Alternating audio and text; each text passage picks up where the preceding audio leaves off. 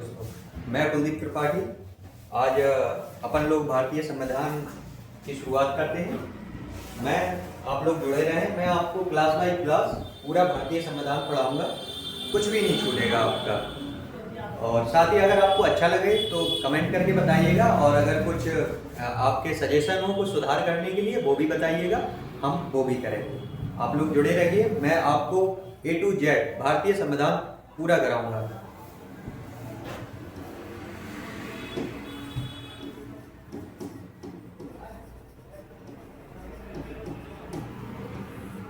संविधान, जैसा कि हम सब लोग जानते हैं कि भारत में लिखित संविधान की जो शुरुआत है वो यूरोपीय कंपनियों के आगमन के पश्चात शुरू होता है। पहले भारत में लिखित संविधान नहीं होता था, चूंकि देशी रियासतें हुआ करती थी, तो राजा के आदेश पर ही सब कुछ चलता था कि वो किसे क्या सजा देना चाहता है, वो सब उनके आदेश पर ही चलता था। लेकिन जब भारत में यूरोपीय कंपनियों का आगमन होता है, जैसे पुर्तगाली 1498 में, 1600 में ईस्ट इंडिया कंपनी, फिर डच आए, फ्रांसीसी आए, इस प्रकार से आते फिर ईस्ट इंडिया कंपनी की भारत में शासन व्यवस्था स्थापित होती है। उसे रेगुलेट करने के लिए ब्रिटिश संसद में जो अधिनियम पारित किए जाते हैं वो आते हैं। ऐसे धीरे धीरे वो जो अधिनियम वहाँ पारित हुए थे वो भारत में लिखित संविधान का आधार तैयार करते हैं। और रेगुलेटिंग एक्ट 1773 जो आया था, सबसे पहला एक्ट, उसे भारत में पहला लिखित कानून माना जाता है। ऐसे ही भारत में संविधान की फिर धीरे धीरे स्टेप बाय स्टेप लिखित संविधान की ओर आधार तैयार होता है, फिर स्टेप बाय स्टेप इसे बढ़ता है ये। और एक 1950 में भारत का विश्व का सबसे बड़ा लिखित संविधान मूर्त रूप लेता है। तो हम देखेंगे कि हम संविधान में क्या क्या चीज पढ़ेंगे, उसको अपन डिवाइड करेंगे, उसी आधार पर हम क्लास बाय क्लास अपन को आगे चलेंगे। संविधान,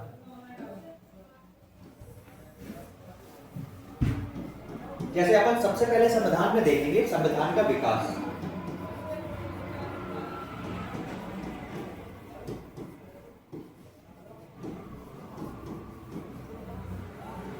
संविधान का विकास कैसे हुआ, कब से कब तक होता है। संविधान का विकास जो है वो 1773 से शुरू होकर के 1947, जब तक देश आजाद नहीं हो जाता तब तक माना जाता है। क्योंकि 1773 से 1947 तक ही क्यों माना जाता है, क्योंकि 1773 में रेगुलेटिंग एक्ट आता है सबसे, जिसे भारत का सबसे पहला लिखित कानून माना जाता है। और 1947 तक, क्योंकि 1947 में देश आजाद होता है, जब भारतीय स्वतंत्रता अधिनियम 1947 के तहत, इसलिए इस समय तक माना जाता है। संविधान का विकास भी 2 चरणों में होता है, एक साथ नहीं होता। सबसे पहले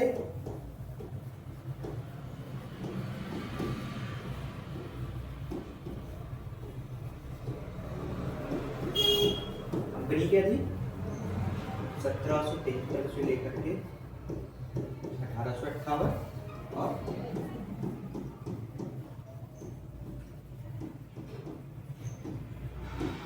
राज के अधीन 1858 से लेकर के 1947। इसे हम 2 चरणों में इसलिए रखते हैं क्योंकि सबसे पहले कंपनी से यहाँ मतलब ईस्ट इंडिया कंपनी से मतलब कंपनी के अधीन अपन पहले इसलिए देखते हैं कि जब 22 अक्टूबर 1764 ईस्वी में बक्सर का युद्ध होता है, तब से भारत में माना जाता है कि ईस्ट इंडिया कंपनी की शासन व्यवस्था भारत में स्थापित होती है। 1773 में भारत पहला लिखित कानून आता है, जिसे रेगुलेटिंग एक्ट कहते हैं, जिसे ब्रिटिश संसद में पास किया जाता है ईस्ट इंडिया कंपनी को नियंत्रित करने के लिए।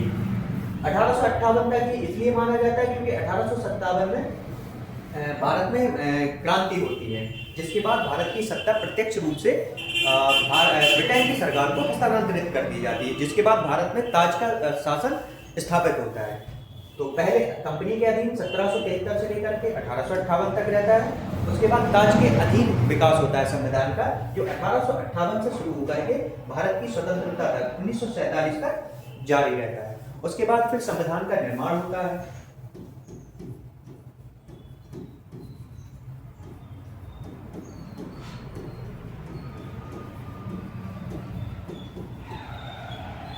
संविधान का निर्माण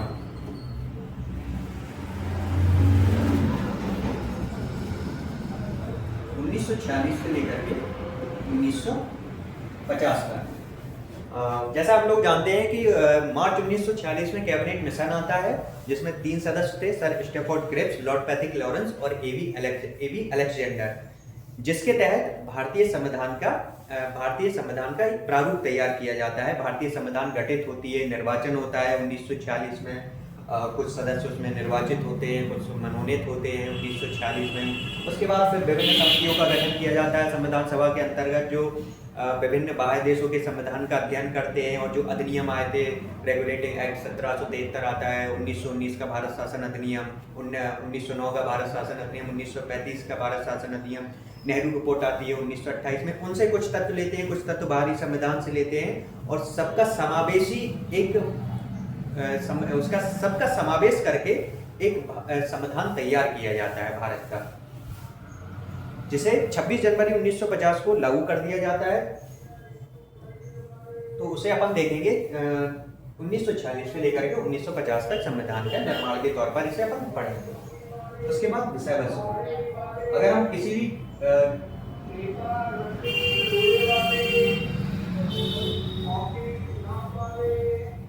विषय वस्तु, जब हम कोई किताब खरीदते हैं तो सबसे पहले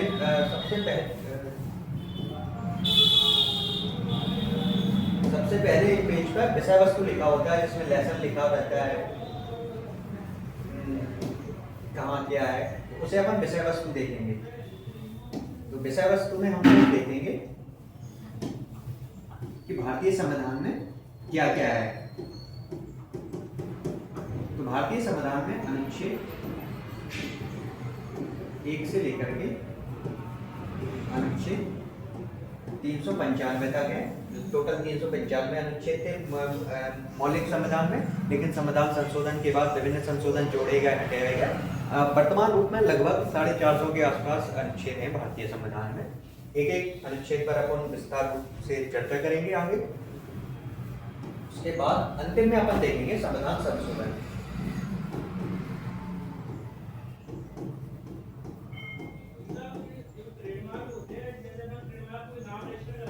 संविधान संशोधन, पहला संविधान संशोधन 1950 में हुआ था।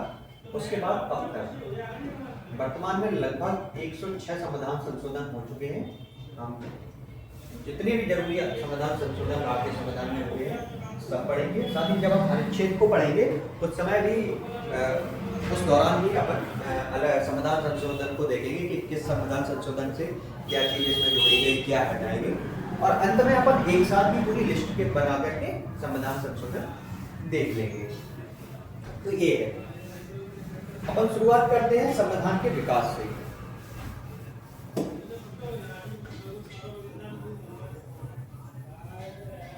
जैसा हम लोग जानते हैं कि किसी भी चीज जो शुरुआत होती है उसकी एक प्रोसेस होती है। अगर कोई वैकेंसी भी आती है तो पहले उसका विज्ञापन जारी होता है, नोटिफिकेशन आता है, उसके बाद उसका फॉर्म डलता है, फॉर्म डालने के बाद एग्ज़ाम होता है। अगर वो वनडे एग्ज़ाम केवल सिंपल एग्ज़ाम होना है एक, उसके बाद फिर फाइनल मेरिट आती है, डीपी होती है, डॉक्यूमेंट वेरिफिकेशन होता है, फोर्स से रिलेटेड है तो फिजिकल होता है, मेडिकल होता है, उसके बाद तब कहीं जा करके ज्वाइनिंग होती है। इसी प्रकार से जो भारत में जो संवैधानिक विकास हुआ है वो अचानक नहीं हो गया,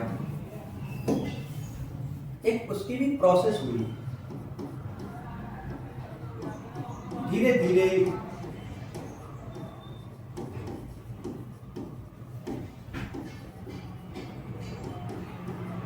जो भारत में संवैधानिक विकास हुआ वो भी किसी एक दिन में घटने वाली घटना नहीं है, बल्कि एक लंबे इतिहास का परिणाम है।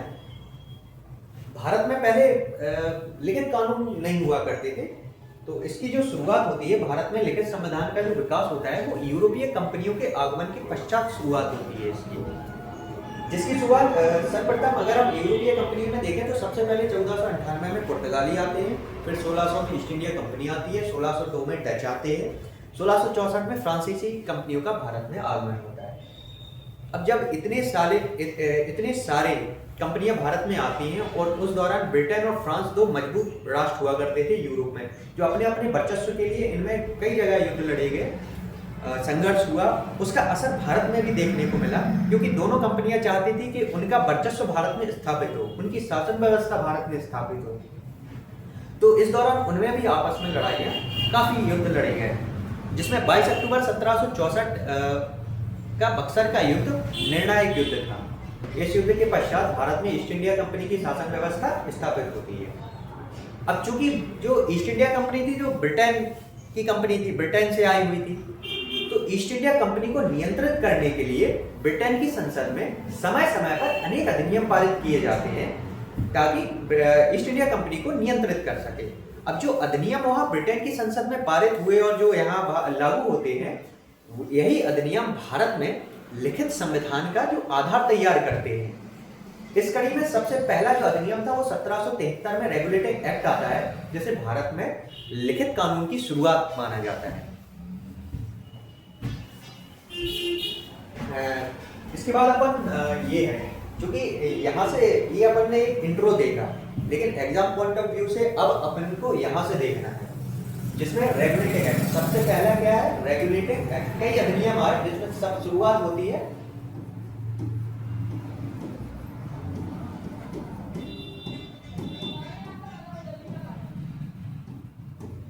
Regulating act 1773। चूंकि इस एक्ट के नाम से ही क्लियर हो रहा है रेगुलेटिंग, रेगुलेट का हिंदी में मतलब होता है नियंत्रित करना, कानून अथवा नियम की सहायता से किसी को नियंत्रित करना। तो नियंत्रित किसे कर रही है यहाँ पर ब्रिटिश सरकार ने, क्यों पारित किया इसे ईस्ट इंडिया कंपनी को नियंत्रित करने के लिए इसे पारित किया था, जिसमें कई सारे क्लॉज, कई सारे पॉइंट जोड़े गए थे, जिसमें हम केवल उतने देखेंगे जितने जरूरी है हमारे लिए।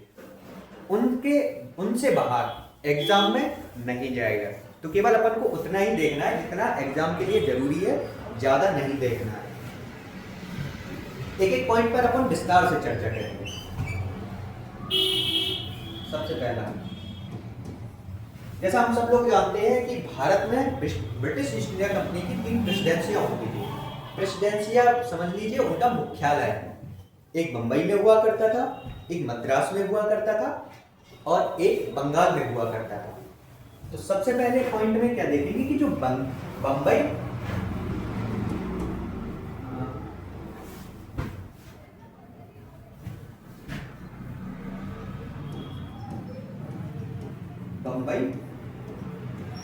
मद्रास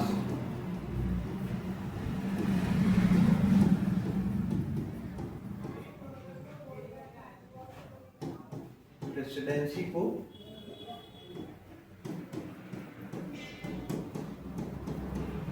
बंगाल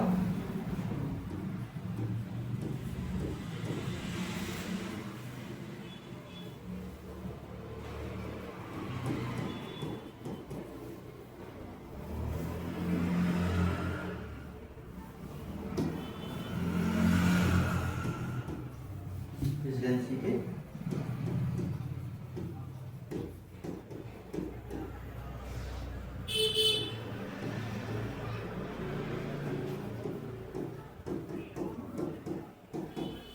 बंबई और मद्रास की प्रेसिडेंसी जो थी उसे बंगाल प्रेसिडेंसी के अधीन कर दिया गया, और जो बंगाल का गवर्नर होता था ना, उसे बंगाल का गवर्नर जनरल कहा गया। पहले गवर्नर जनरल थे वो थे वारेन हेस्टिंग्स, जिसे बंगाल का पहला गवर्नर जनरल कहा जाता है, वारेन हेस्टिंग्स। अब यहीं से सेकंड पॉइंट निकल के ये आता है,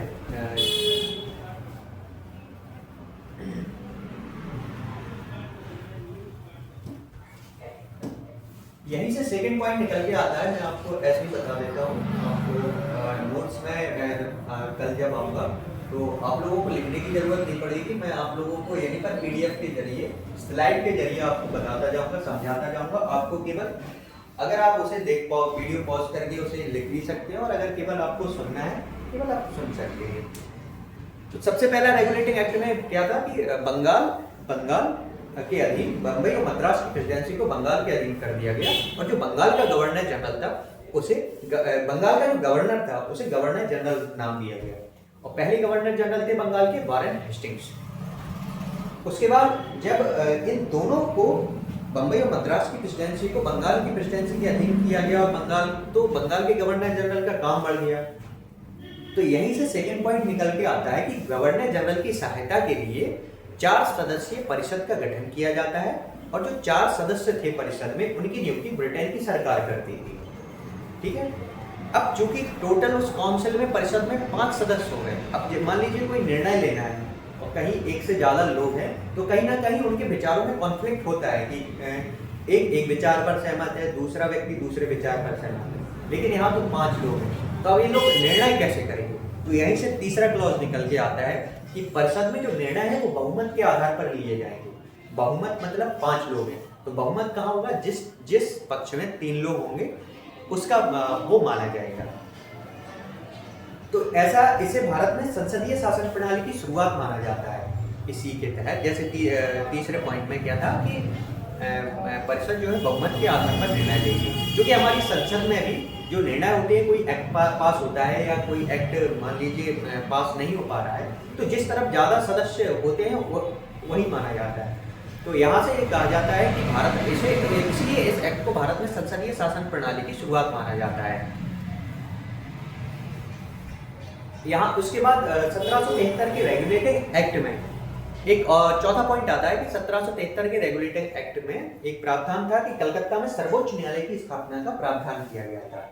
यहीं से फिर आगे बढ़ता है कि 1773 के रेगुलेटिंग एक्ट में जो कलकत्ता में सर्वोच्च न्यायालय की स्थापना का प्रावधान किया गया था, जिसके तहत ही 1774 में कलकत्ता में सर्वोच्च न्यायालय की स्थापना की जाती है, जिसमें एक मुख्य न्यायाधीश और 3 अन्य न्यायाधीश थे। टोटल कितने हो गए? 4 न्यायाधीश हो गए, एक मुख्य न्यायाधीश, 3 अन्य न्यायाधीश हो गए, टोटल होते हैं 4। और जो सर्वोच्च न्यायालय में न्याय व्यवस्था है ब्रिटिश कानून के आधार पर होता था। ठीक है, केवल इतना देखना है। लेकिन अगर अपन इससे थोड़ा और इसको आगे देखें तो जो सर्वोच्च न्यायालय का जो दायरा था केवल कलकत्ता तक ही सीमित था, कलकत्ता के बाहर के मामलों को यह नहीं देखता था। और अगर देखता था तो उसकी एक शर्त थी कि दोनों पक्ष इसके लिए सहमत हो, पीड़ित पक्ष और आरोपी पक्ष, दोनों पक्ष अगर सहमत हैं कि हाँ हमारी जो केस की सुनवाई है वो सर्वोच्च न्यायालय में होनी चाहिए, तभी सर्वोच्च न्यायालय कलकत्ता के बाहर के क्षेत्र के विवादों को सुनता था और ब्रिटिश कानून के आधार पर निर्णय देता था। तो अपन ने देखा रेगुलेटिंग एक्ट, जिसमें अपन ने 5 क्लॉज देखे, जिसमें 5 पॉइंट देखे। सबसे पहला था कि बम्बई और मद्रास की प्रेसिडेंसी को बम्बई और मद्रास की प्रेसिडेंसी को बंगाल प्रेसिडेंसी के अधीन कर दिया जाता है, और बंगाल के गवर्नर को गवर्नर जनरल कहा जाता है। पहले गवर्नर जनरल थे वारेन हेस्टिंग्स। उनका काम बढ़ जाता है तो उनकी सहायता के लिए कुछ लोग रखे जाएंगे। तो यहीं से सेकंड पॉइंट निकल के आता है कि गवर्नर जनरल की सहायता के लिए 4 सदस्यीय परिषद का गठन किया जाएगा और उनकी नियुक्ति ब्रिटेन की सरकार करेगी। Second point. यहीं से फिर थर्ड पॉइंट निकल के आता है कि जो परिषद में निर्णय होंगे वो बहुमत के आधार पर लिए जाएंगे, जो भारत में लघु संसद के मतलब छोटी संसद के रूप में से देखा जाता है। तो इसीलिए इस एक्ट को भारत में संसदीय शासन प्रणाली की शुरुआत माना जाता है। इसके अलावा चौथा पॉइंट रेगुलेटिंग एक्ट में ये था कि कलकत्ता में सर्वोच्च न्यायालय की स्थापना की जाएगी। जिसके बाद नेक्स्ट पॉइंट 5वां पॉइंट देखेंगे कि 1774 में कलकत्ता में सर्वोच्च न्यायालय की स्थापना की जाती है, जिसमें एक मुख्य न्यायाधीश 3 अन्य न्यायाधीश होते हैं। और फिर जो उनकी जो सर्वोच्च न्यायालय की न्याय व्यवस्था है वो ब्रिटिश कानून के आधार पर होती है। ये अपन ने रेगुलेटिंग एक्ट देख लिया। उसके बाद अपन जो अगला एक्ट है, हालांकि 1784 के फिट्स इंडिया, लेकिन रेगुलेटिंग एक्ट 1773 और 84 के बीच में कई सारे अधिनियम आए, लेकिन वो इतने इम्पोर्टेंट नहीं है। जैसे 1781 में एक्ट ऑफ सेटलमेंट आया था और भी एक्ट आए थे, लेकिन वो इतने ज़्यादा जरूरी नहीं है। अपन फिट्स इंडिया एक्ट देखेंगे।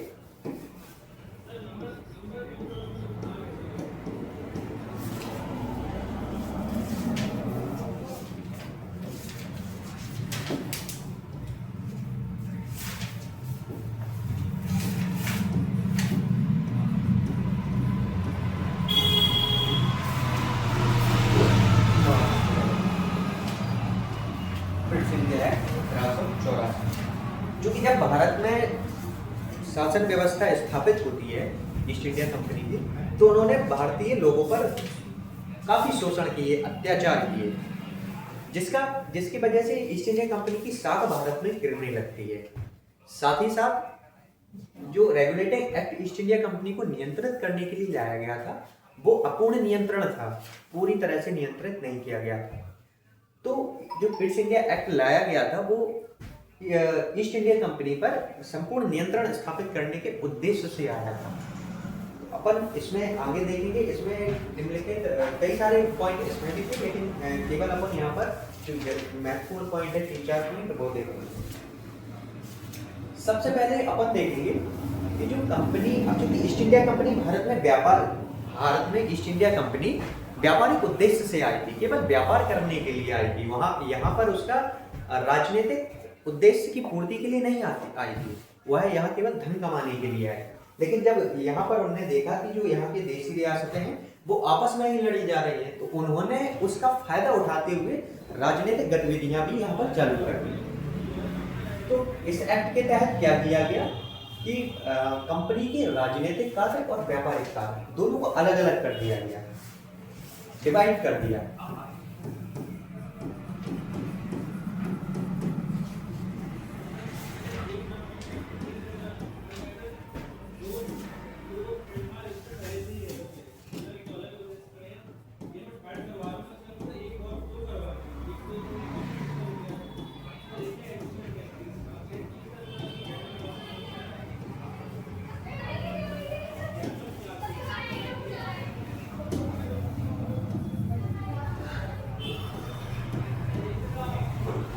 पहले पॉइंट पे क्या है कि कंपनी के जो राजनीतिक कार्य और व्यापारिक कार्य को विभाजित किया गया।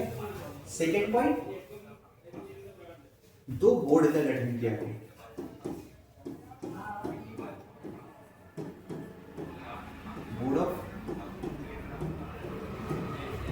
बोर्ड ऑफ डायरेक्टर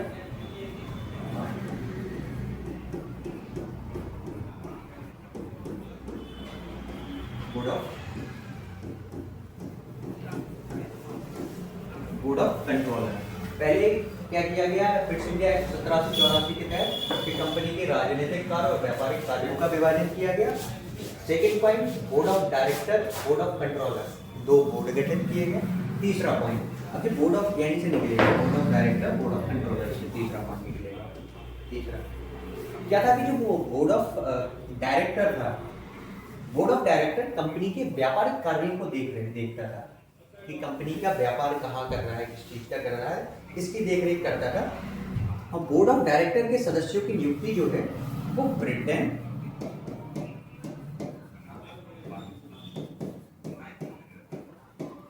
की सरकार करती थी। ठीक है, बोर्ड ऑफ डायरेक्टर कंपनी के व्यापारिक कार्यों को देखता था और बोर्ड ऑफ डायरेक्टर के सदस्यों की नियुक्ति ब्रिटेन की सरकार करती थी।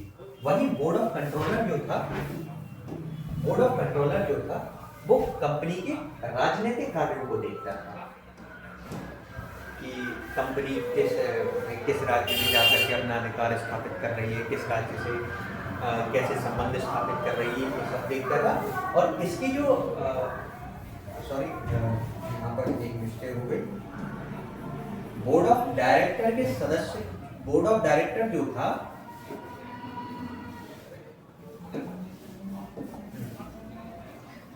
बोर्ड ऑफ डायरेक्टर, पहले लिख देता हूं मैं, राजनीतिक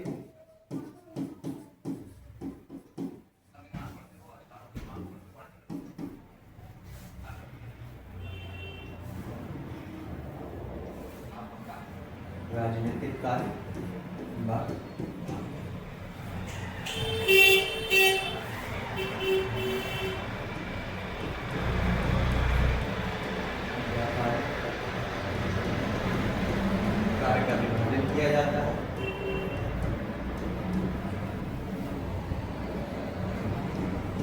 हो गया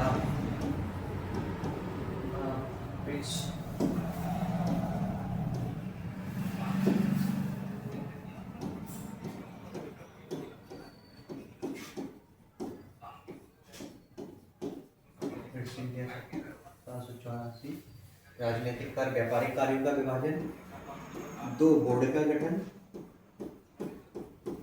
2 बोर्ड का गठन। बोर्ड कौन कौन से हैं?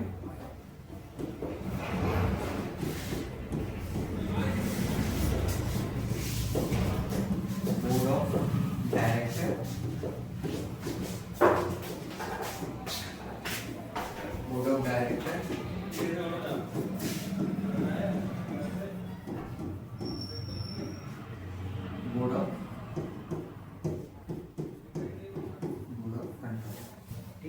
यहाँ से तीसरा पॉइंट निकल के आता है कि जो बोर्ड ऑफ डायरेक्टर जो था, ये है board of director. Board of director company के व्यापारिक कार्य की देखरेख करता था। ठीक है, बोर्ड ऑफ डायरेक्टर क्या करता था, तीसरे पॉइंट में यहाँ देखेंगे अपन, बोर्ड ऑफ डायरेक्टर व्यापारिक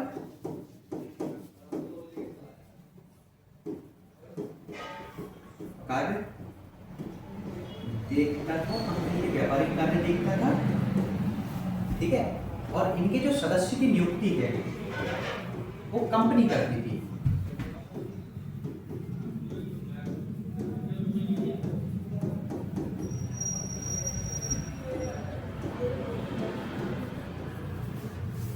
ठीक है, और वही बोर्ड ऑफ कंट्रोलर जो है, बोर्ड ऑफ कंट्रोलर है वो कंपनी के राजनीतिक कार्यों को देखता था।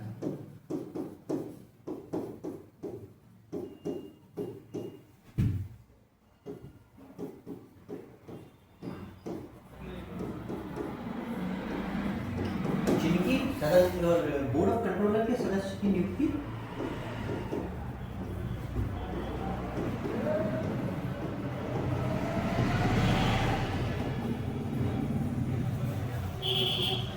ब्रिटेन की सरकार करती है।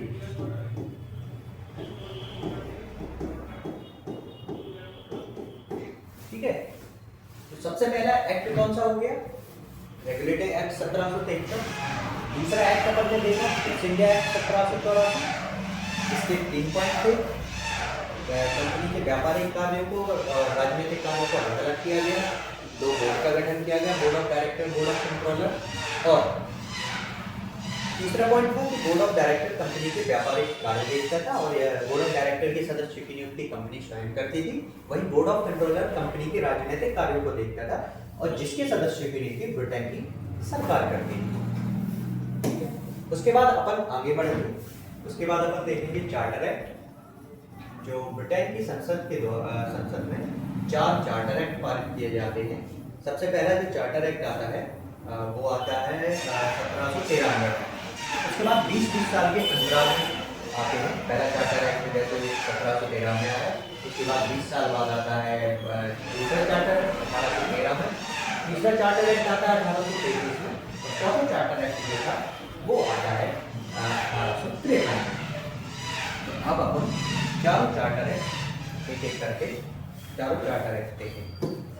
सबसे पहला यहाँ पर कौन सा, वो कितने नंबर का है, तीसरे नंबर का। पहला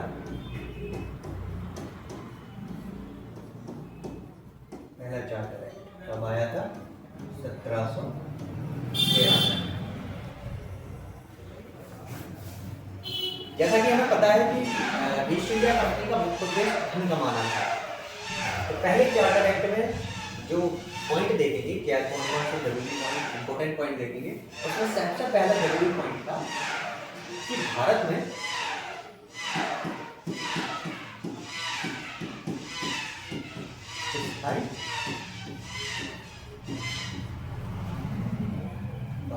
स्थायी कर प्रणाली की शुरुआत।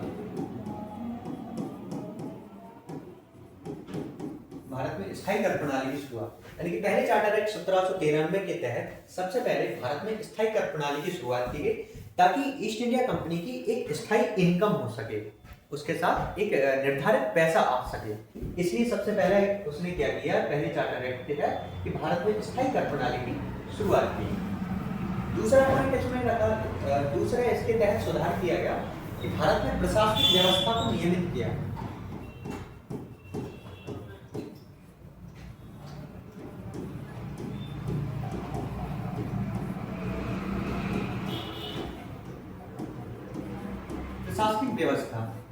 प्रशासनिक व्यवस्था को नियमित किया कि जहाँ जिस चीज़ की जरूरत है, जिस प्रशासनिक अधिकारी की जरूरत है, जिस क्षेत्र में उसे वहाँ भेजा गया, प्रॉपर सेटअप तैयार किया गया उस तरह। उसके बाद सेकेंड, जिलों का विभाजन किया गया।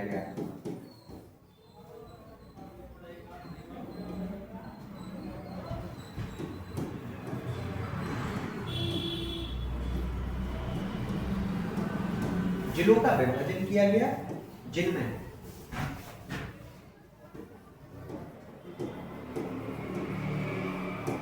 में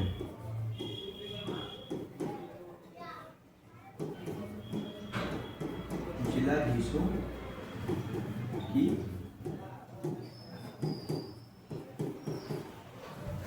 नियुक्ति की।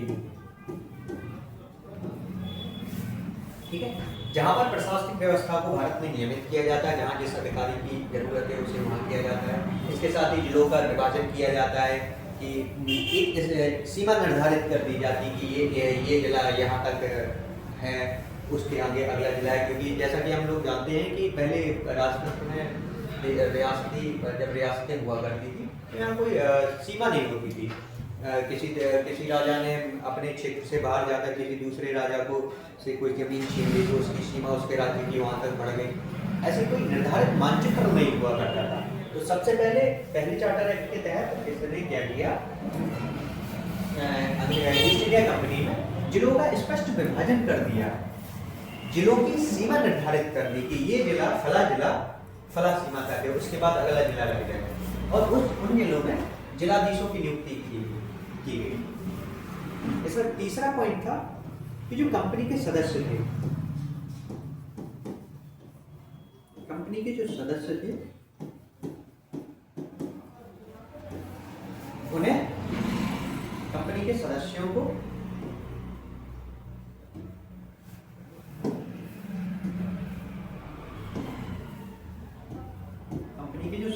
उन पर उपहार लेने, गिफ्ट लेने व रिश्वत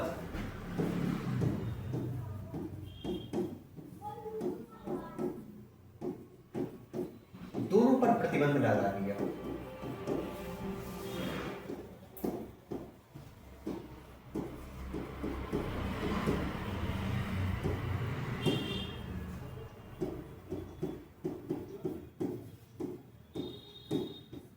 कि वो ना तो किसी से भी, ना तो वो गिफ्ट लेंगे ना ही रिश्वत लेंगे। इससे क्या होता था कि कई लोग उन्हें ऐसे एक्ट हुआ करते थे, उन्हें छूट दे देते थे, उपहार लेकर के या रिश्वत लेकर के उन्हें छूट दे देते। तो इस पर भी लगा दिया कि कंपनी का कोई भी सदस्य ना तो रिश्वत लेगा ना ही उपहार लेगा। ठीक है, चौथा पॉइंट इसमें था कि जो गवर्नर जनरल था, यहाँ पर बंगाल का ही गवर्नर जनरल की बात हो रही है अभी तक, गवर्नर जनरल को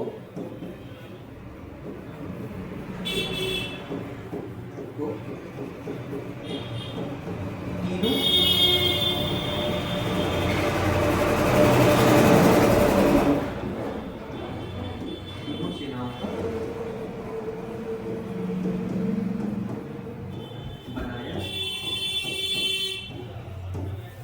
तीनों सेनाओं का प्रमुख बनाया गया। तीनों सेनाओं से मतलब जल सेना, थल सेना, वायु सेना, तीनों सेनाओं का प्रमुख बना दिया गया गवर्नर जनरल को। सर्वोच्च चीफ जो है गवर्नर जनरल होगा। पांचवा पॉइंट है कि जो कंपनी के जो अन्य अधिकार थे उन्हें अगले 20 वर्षों के लिए बढ़ा दिया गया। कंपनी के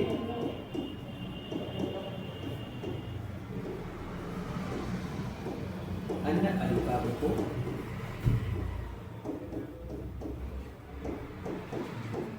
अगले 20 वर्षों के लिए बढ़ा दिया। तो ये पहले चार्टर एक्ट के में था।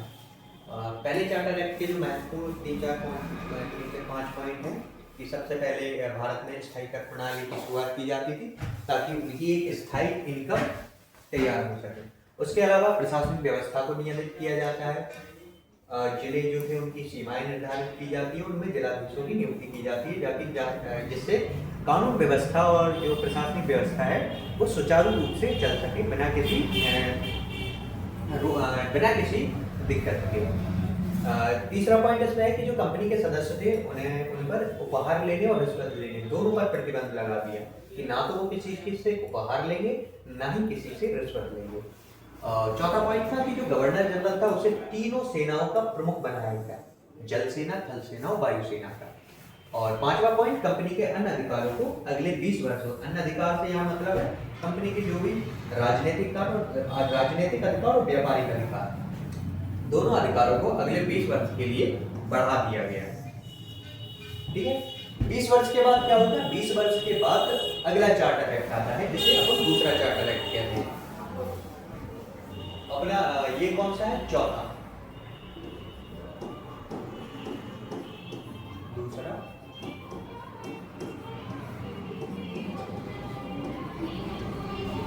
दूसरा चार्टर एक्ट 20 साल बाद आता है। पहला आया 1713 में, तो 20 साल बाद 1813।